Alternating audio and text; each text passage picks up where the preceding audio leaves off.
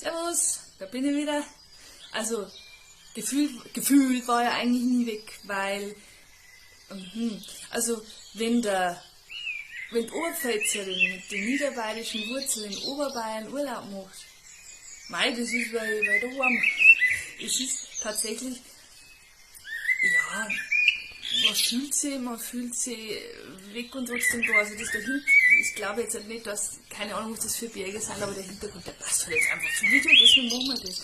Wir waren mal im Urlaub in Unterwöselwang, in der Nähe vom Chiemsee, bei der Angelika Buchner, und sie hat gesagt, ich darf Werbung machen, und das mache ich auch sehr gern, weil da war es halt einfach, da war es super gechillt, da war es angenehm, gerade auch mit meinem kleinen Gummiballen, der hat sich sauwohl gefühlt, ich mir auch.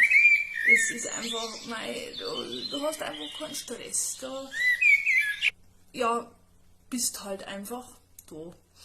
Und, also, das Frühstück, das mal echt betonen, das Frühstück war super. Der Manuel möchte betonen, dass hat es ein bisschen gefallen, dass die Eier von den Zwergkindern, glaube ich, waren so gut zu den Teller passt haben, weil die gleiche vorgehabt haben. Das muss ich unbedingt sagen.